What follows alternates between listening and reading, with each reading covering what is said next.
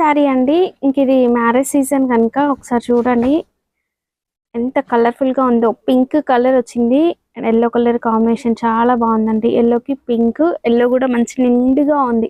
Mango yellow అంటారు కదా, అలా ఉంది. కంచిపట్టు శారీ, ప్లెయిన్ బ్లౌజ్ కి బార్డర్ వస్తుంది. అండ్ బార్డర్ కూడా చూడండి ఎంత బాగుందో, సూపర్ గా ఉందండి. శారీ మొత్తం బూటా వస్తుంది, చాలా సాఫ్ట్ గా ఉంటుంది అండ్ మంచి షైనింగ్ ఉందండి.